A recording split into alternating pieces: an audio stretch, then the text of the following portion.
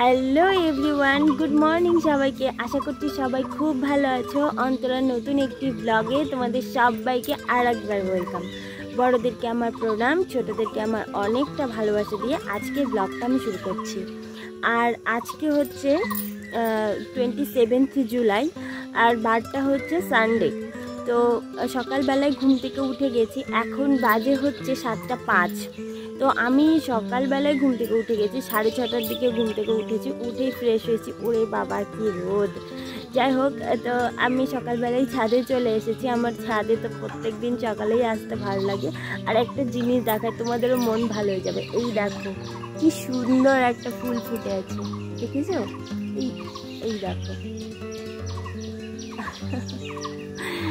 দারুণ না? তো আমি না এইগুলো দেখার জন্যই শুধু ছাদে আসি। মানে সকালবেলা না এগুলো দেখলে মনে হয় আরও মনটা আরও বেশি ভালো হয়ে যায়।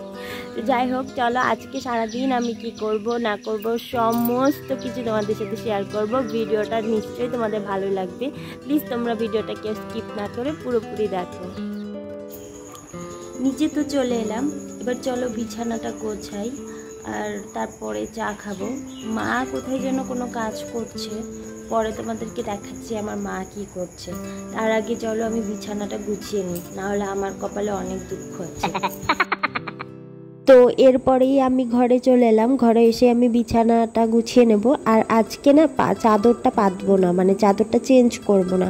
চাদর যেটা আছে সেটাই থাকবে, কারণ এই তো সবে একদিন আগেই এই চাদরটা পাতা হয়েছে, যার কারণে আজকে চাদরটা পাতবো না। শুধু বিছানাটা ঝেড়ে পরিষ্কার করে শুধু আমি বালিশ টালিশগুলো আবার সুন্দর করে গুছিয়ে রাখবো। আর একটু ধুলোটা আমার ঘরে বেশি, কারণ প্লাস্টার করা আছে, শুধু কোনো রং টং করা নেই, তো যার কারণে ধুলোটা একটু বেশিই হচ্ছে।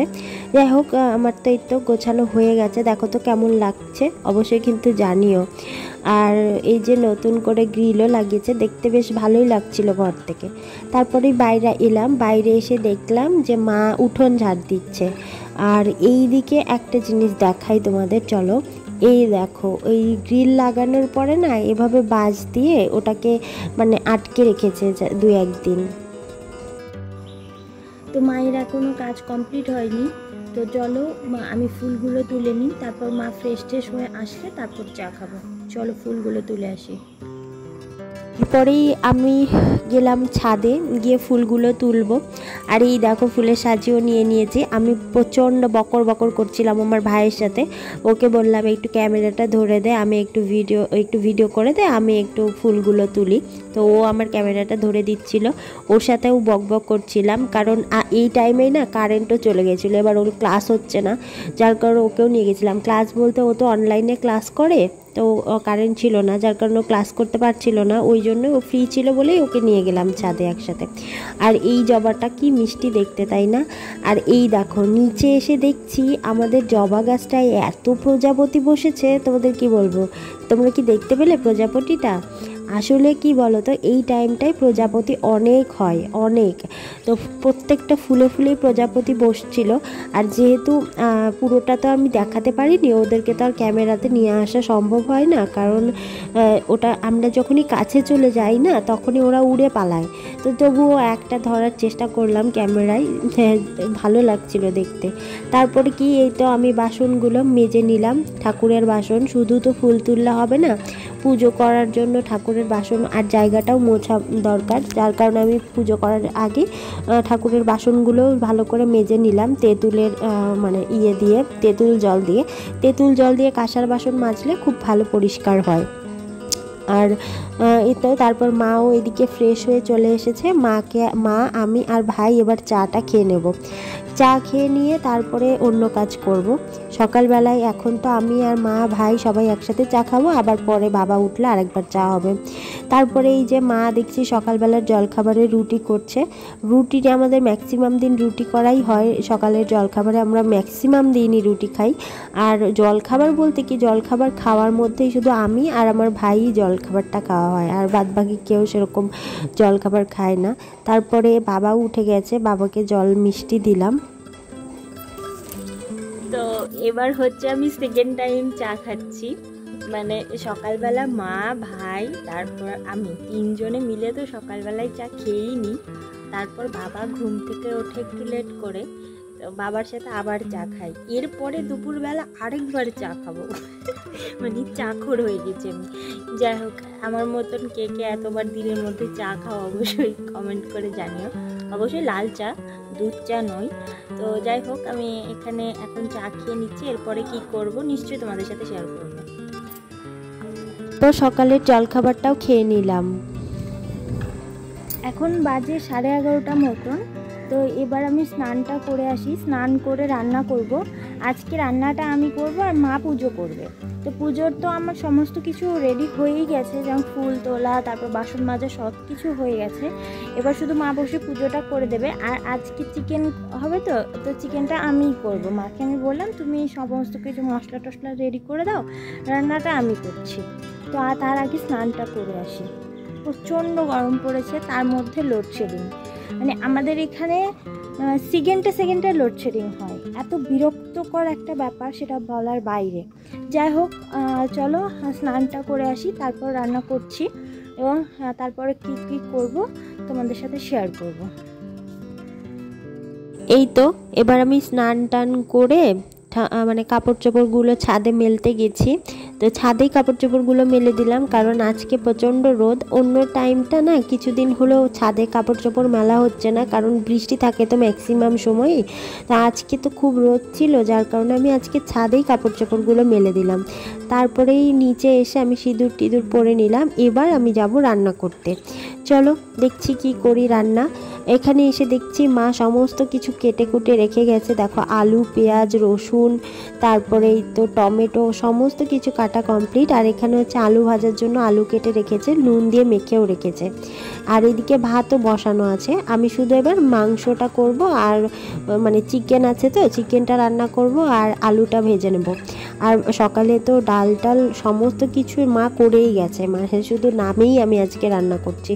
যাই হোক, তারপরে এই যে মাংসের আলুটাও ভেজে নিলাম। এরপরে ধীরে ধীরে আমি মাংসটাও রান্না করে নেব। তো ওইটা, আর মাংসের আলুটা না যদি রান্নার আগে ভেজে নেওয়া হয়, মাংসের মধ্যে দেওয়ার আগে ভেজে নেওয়া হয়, তাহলে আলুটা খুব ভালো করে সিদ্ধ হয়, আর ওটা খেতেও ভীষণ ভালো হয়। যার কারণে আমি সবসময়ই মাংস রান্না করার আগে আমি আলুটা মানে ভেজেই নিই। আর আমাদের এই কড়াইটা দেখে কেউ কিছু মনে করো না প্লিজ, কারণ এটা না আসলে কাঠের উনুনে রান্না করা হয়েছিল দু একবার।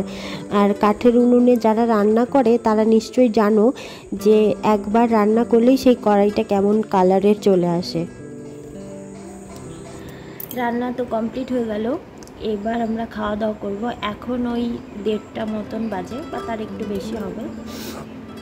তো এবার বাবা বাজারে গেছে, বাজার থেকে এলে সবাই মিলে একসাথে খেয়ে নেব। আর আজকে সারাটা দিন কারেন্ট ছিল না, মানে সেই সকাল 9টায় কারেন্ট গেছিলো, আর এই ধরো আধা ঘন্টা আগে কারেন্ট এসছে। এত ডিস্টার্ব করছে কারেন্টের, কি বলবো। যাই হোক, এবার খাওয়া দাওয়া করবো, তারপর একটু রেস্ট নেব, দেখছি তারপর কি করা যায়। যদি কিছু করি তাহলে তোমাদের সাথে শেয়ার করবো। এবার তোমাদের সাথে শেয়ার করি আজকে আমি কি কি রান্না করলাম। আজকে রান্না করেছি এই তো চিকেন, আর এখানে আছে লেবু, আর এই এখানে আছে হচ্ছে ডাল। ডাল বলতে এখানে ছোলার ডাল আলু দিয়ে করা হয়েছে। আমার ভাই এটা ভীষণ ভালো খায়, খুব পছন্দ করে। আর এখানে হচ্ছে আলু ভাজা। তো এইগুলোই আজকের মেনু দুপুরবেলার লাঞ্চে আমাদের, খুব সিম্পল। এই তো এরপরে দুপুরের খাওয়া দাওয়া শেষ হয়ে গেল আমাদের। খাওয়া দাওয়া শেষ করে আমি একটু বাইরে হাঁটতে যাই প্রত্যেক দিনই। দুপুরবেলা খাওয়ার পরপরই না বসি না, একটু বাইরে হেঁটে আসি। এইদিকে বাইরে এসে দেখছি সুন্দর করে বসে আছে গরুটা। আমার না এইসব মানে গরু, ছাগল, কুকুর এগুলো ভীষণ খুব ভালো লাগে, আর আমার এদের উপর মানে খুব মায়া কাজ করে। যাই হোক, আমার ওকে ওভাবে বসে আছে, তো হয়তো গরুটার বাচ্চা হবে, যার কারণে ও খুব মানে অল্পতেই হাঁপিয়ে যায়। আমি দেখছি কদিন হলোই খেয়াল করছি, আর ওর পেটটা দেখেও আমার ওরকমই মনে হলো। আর এই যে এই ঘরটা দেখতে পাচ্ছ, এটা আসলে আমাদের এখানকার দুর্গা মন্দির, মানে আমাদের গ্রামের এটা দুর্গা মন্দির। এখানে না সমস্ত পুজো হয়, আর ঠিক এই পুকুরটাতেই প্রতিমাকে নিরঞ্জন করা হয়। আর এই ঘরটার পাশেই এই একটা মানে আলাদা করে একটা রুম মতন করা আছে, ওটা কমিউনিটি সেন্টারের মতন, মানে ওখানে ধরো কোনো পাড়ার কোনো অনুষ্ঠান হলে লোকজনও খাওয়া দাওয়া করা হয়। আর আমার প্রচণ্ড ঠান্ডা লেগেছে তাই রুমাল নিয়ে গেছি, ভাই আর আমি বসে বসে গল্পও করলাম কিছুক্ষণ। তো খাবার দাবার তো কমপ্লিট হয়ে গেছে, আমাদের সবারই খাওয়া দাওয়া কমপ্লিট করে তারপরে আমরা একটু বাইরেও হেঁটে এসেছি, আমি আর ভাই গেছিলাম। আর বাইরে আজকে প্রচণ্ড রোদ আর গরমটা এত বেশি, বাইরে একদম থাকতেই পারলাম না। এবার একটু রেস্ট নেব, রেস্ট নিয়ে বিকেলবেলায় ঘুরতে যাব। ঘুরতে বলতে না, মানে আমাদের গঙ্গার ধার আছে ঘোরার জন্য সব থেকে বেস্ট, আমার বাড়ির কাছেই। তো ওখানে একটু হাঁটতে যাব, আর ওখানকার ভিডিওগুলোও আমি তোমাদের সাথে শেয়ার করব, কিন্তু ওগুলো না আমি শর্টসে দেবো, এই ব্লগটা আমি বড় করছি না। আজকের ভিডিওটা তোমাদের কেমন লাগলো অবশ্যই আমাকে কমেন্ট করে জানাবে। আর যদি আমার ভিডিওটা তোমাদের ভালো লেগে থাকে তাহলে প্লিজ একটা লাইক করে দিও, আর আমার চ্যানেলটাকে সাবস্ক্রাইব করে আমার চ্যানেলের পাশে থেকো। তোমাদের এত এত সাপোর্ট দেখে আমার সত্যি ভীষণ ভালো লাগছে। Thanks everyone, thanks all.